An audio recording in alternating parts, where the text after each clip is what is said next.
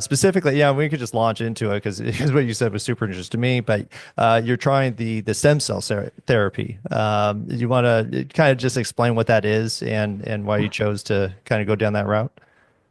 Yeah, so you know the to make kind of story short, or actually a year ago from February 1st, I was in hospital and I got very sick, almost died or whatnot. And at 3 months I was in hospital, my twins were, I guess, missing their dad, and so the structure just went off the radar, right? Because they're very routine type kids. And I get out the hospital, I get better, but when I get home, I realize they're not in the same room no more, and they're fighting all the time, constantly. We can't drive in the same car anymore.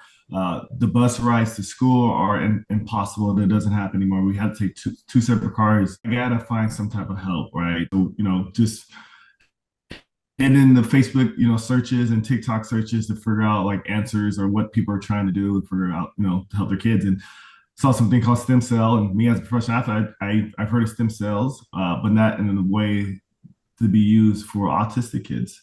Mm. And did a little research in it and found people that that did it, and contacted them, and they gave me some brief information about it, and we took a trip to Mexico. Fortunately, it's not used here in the States for kids on the spectrum. A few years ago, they did have I believe, a case study at Duke University, but we had to have their own placenta, and we didn't keep ours, so we're too late for that study. So we had to go overseas for this.